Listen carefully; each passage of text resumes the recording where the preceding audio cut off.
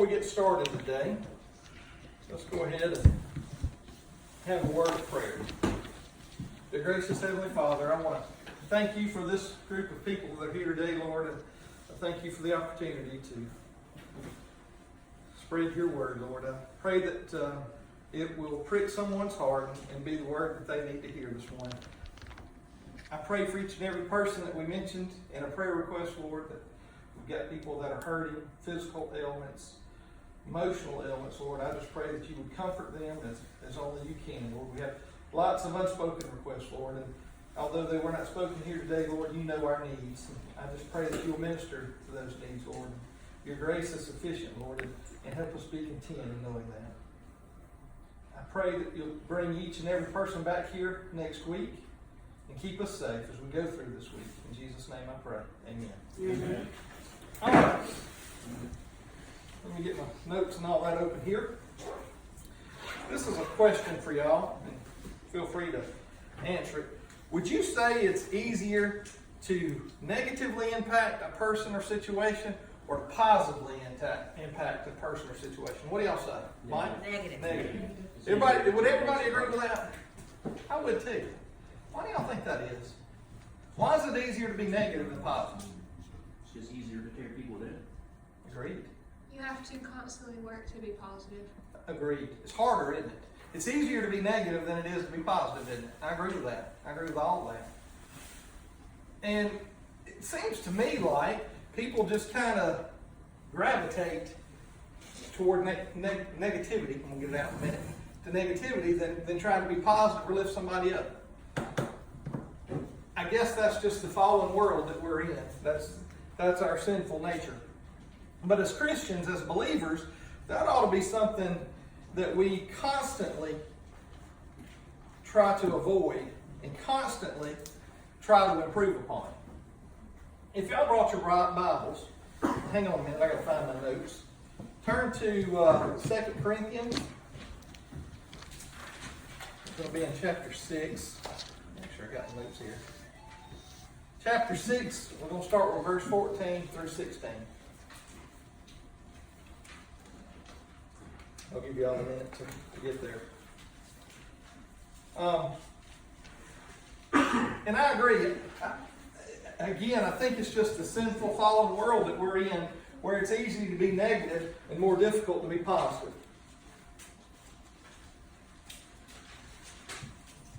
Micah is going through that with his baseball team. There's some transition with the head coach, and a lot of the kids are wanting to be negative and not put forth the effort. At the end of the day, what the kids don't understand, and I'm trying to encourage Micah and trying to encourage him to be positive, because at the end of the day, it isn't the coach going out there and performing, it's the kids. It isn't the coach losing, it's going to be the kids losing. So even though it's easy for the kids to be negative, they don't understand that they're only hurting themselves. They're not hurting the coach. They're only hurting themselves. But for whatever reason, they can't understand that. I don't know if it's youth or if it's, again, human nature. So I try to tell Micah to be positive. There's a handful of positive kids, but there's, negativity kind of spreads like a cancer. Yes. And, it doesn't take much of a hold, and then it just grows and grows and grows until you've just got a toxic, dysfunctional, disjointed, in their case, team. But the same thing can happen in churches. The same thing can happen at your workplace. The same thing can happen anywhere with any body of people, because we're all the same.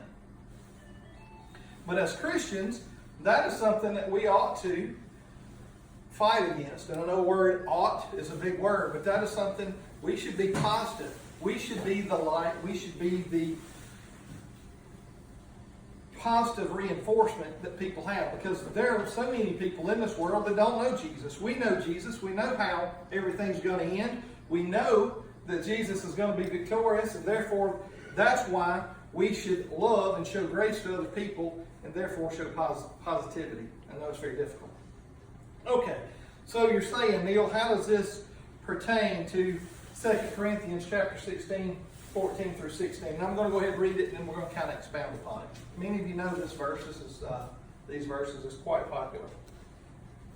Young people, that are not married, I'm so glad there's so many of you young people in here today. Please pay attention to this first part. It may go against what you like, what you think, whether you're male or female. I can't help it. I didn't write it, but I do believe it's true. So please, young people, anybody that is unmarried, please pay attention to this, and then we're going to expound upon it. What do you mean, 2 Corinthians what? I'm sorry? 6:14 through 16. Chapter 6. Yeah, 2 Corinthians. I can't talk today. 2 Corinthians chapter 6, 14 through 16. Thank you. All right. Okay, here we go. This part says, do not be yoked with unbelievers. And before I go into this, does everybody know what a yoke is? Most of these kids are country kids. I think everybody knows what a yoke is. But we want to make sure. You know, yoke is a device. Back in biblical days, they yoked oxen together. You know, it's where it combines or takes two entities and kind of joins them as one. They can't operate independently. They've got to operate together as a team because they're kind of bound. So the preface to this is, do not be yoked with unbelievers. Chapter 14. Do not be yoked with unbelievers. For what do righteousness and wickedness have in common? Or what fellowship can light have with darkness?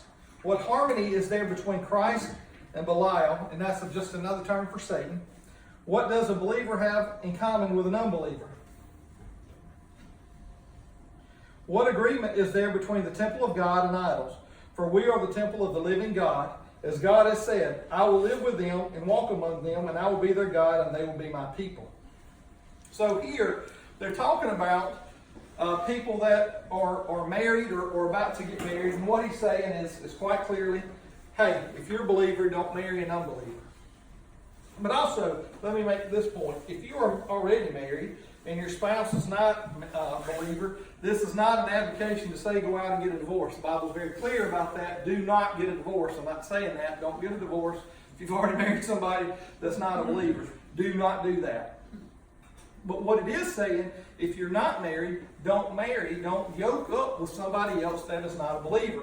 What does righteousness, it says, what does righteousness and wicked have in common? What does daylight, dark, what does it have in common? And it doesn't. It doesn't have anything in common. Which brings me to the point that we already made. It is easier to pull somebody down than it is to pull somebody up. And I've seen that happen so Many times. Many people think, I've seen it, males, well, I love them, and though I'm saved and they're not, I'm gonna bring them up. I'm gonna pull them up. But invariably, I've seen it happen so many times, they get pulled down instead of them pulling the other person up. So not only did you not bring somebody else to Christ, but now you're separated because you don't have a walk with Christ. So now you've turned away. So, and it's hard. So young people say, hey, I've fallen in love with them. Let me give you an easy way not to fall in love with somebody like that. Y'all ready to hear it? Don't date them. Don't date them. If you don't date them, you can't fall in love with them. Just be friends with them. Don't date them. Don't let those romantic feelings come in. Don't do it. That's something early on, young people, that as you're meeting somebody, talking with somebody, that's the key word today, they're just talking. I ain't dating anymore. But you young people know what I'm talking about. Don't spend that time with them. And I'm not saying don't associate with unbelievers. Obviously, in this world that we live in, we're going to have to associate with unbelievers. It is, again, your job as a believer, as a Christian, to be that light. I'm just saying don't let yourself develop romantic feelings for them. The easiest thing to do is talk about Christ a lot, and your unbeliever will leave. There's a lot of truth in that. Either that or you'll convert them. You'll convert them. That's right. Now, so, all right, young people, I'm leaving y'all for now. Y'all bore your 5 minutes of fame here. Well, why can't we apply this to all aspects of our life?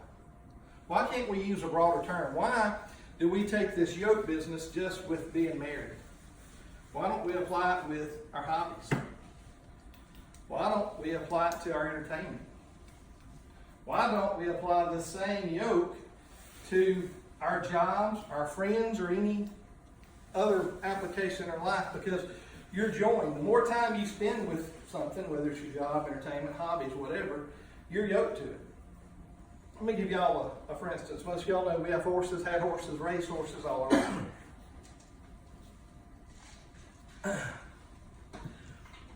I've never done this, but I've seen it done.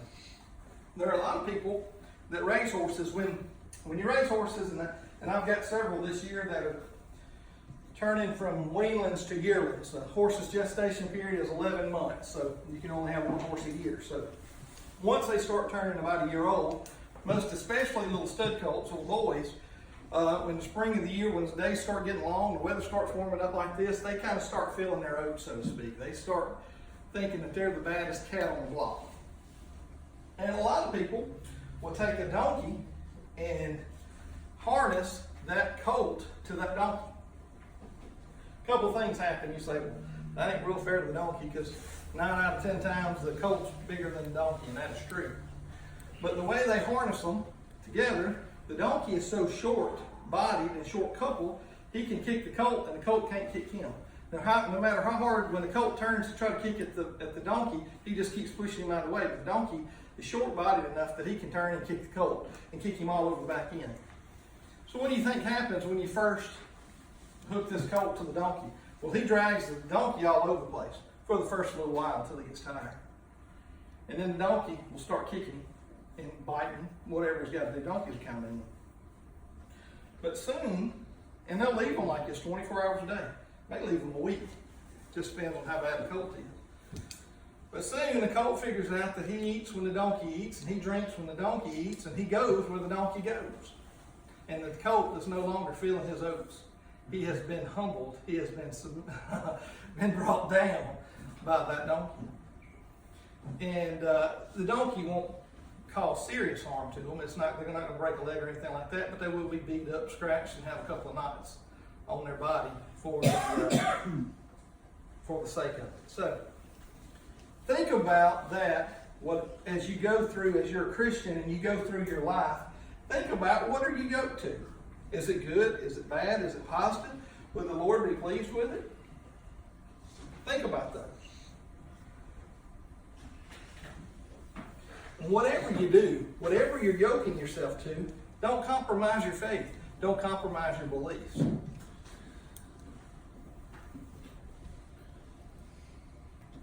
Now, a yoke could also be sickness. A yoke could also be an addiction. A yoke could be depression. A yoke could be any health issue that you may have. Sometimes you may say, well, I didn't ask for cancer. I didn't ask for whatever, A, B, C, D. Bad things happen to good people. I think we all know that. We've seen many examples of that in our lives. So what do? How do we handle that when we didn't choose the yoke? When you're like that colt certainly didn't choose to want to be yoked to that donkey, I can assure you of that. What happens when you don't get a chance to choose your yoke? What happens to you? How do you respond? I want to turn over to Matthew chapter 11, and it's verse 25 through 30. And in my Bible, 90% of this is red. Y'all know what red in the Bible means, right? That's what Jesus is talking. And Jesus is going to talk about right here at the end of this about his yoke. So, if you have a yoke, a negative yoke, whether you chose it, whether you didn't choose it, here's the answer and here's the response that we're looking for. Matthew chapter 11, 25 through 30. Jesus says, I praise you, Father, Lord of heaven and earth, because you've hidden things from the wise and the learned and revealed them to little children. Yes, Father, for this was your good pleasure. And basically what he's saying right here is the wise and the learned, that is the wise and arrogant people, and the little children are the humble people. So the people that come to you like little children. All things have been committed to me by my Father. No one knows the Son except the Father, and no one knows the Father except the Son, and those to whom the Son chooses to reveal himself. And here it is. Listen to this. Come to me, all ye who are weary and burdened, and I will give you rest. Take my yoke upon you and learn from me, for I am gentle and humble in heart, and you will find rest for your souls. For my yoke is easy and my burden is light. I'm going to read that one more time. Come to me, all ye who are weary and burdened, and I will give you rest. Take my yoke upon you and learn from me, for I am gentle and humble in heart, and you will find rest for your souls. For my yoke is easy and my burden is light. Boy, isn't that something to get excited about? Instead of taking on these other yokes of sickness, of cancer, of whatever it is, what Jesus is saying is, hey, yoke up with me. For I am gentle, I am humble. I am humble in heart, and you will find rest for your souls. For my yoke is easy, and my burden is light. My yoke is easy, and my burden is light. See, there's so many people, believers and non-believers alike, that are carrying around this baggage, carrying around this yoke, and they don't have to. Jesus says, cast your cares upon me, for I will take them. And he's saying, yoke up with me. One of the reasons why in Jesus' time when they yoked oxen, because two can pull more than one. And it was easier. They could do more work in less time. But the yoke had to work together. They had to work in stride. They had to work side by side. One couldn't go to the right and the other one to go to the left. The yoke would not allow them to happen. Jesus' yoke is going to follow God. It's going to be one of life. It's going to be one of righteousness. Is it going to be easy all the time? Are bad things still going to happen to you? Oh, absolutely. Why? Because we live in a fallen world. Why? Because it's easier to be negative than it is to be positive. Why? Because there are some people that are not going to like you and hate you because you are a believer. That's why. It's not perfect. If you don't have that yoke with Jesus and you want to get it today, we can make that happen. If you don't have that right relationship, we can make that happen. Jesus says that his yoke is easy and his burden is light. If you're carrying something that you just need to turn loose of, that you need to turn over to Jesus, today is the day that you can turn those over. There's no need to take that yoke any longer. He says his burden is easy, his yoke is easy, and his burden is light. I will give you rest for all those who are weary and heavy burdened.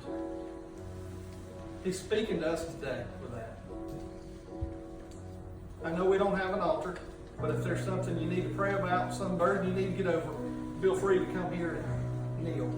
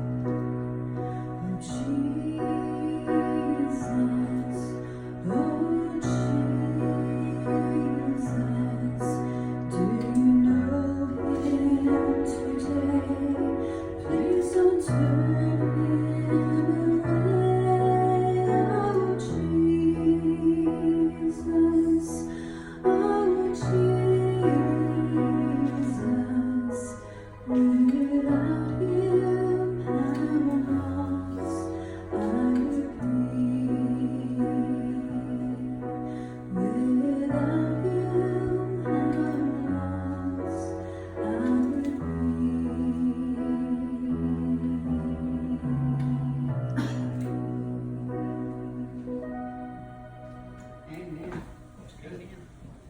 I'm so glad each and every one of y'all came today.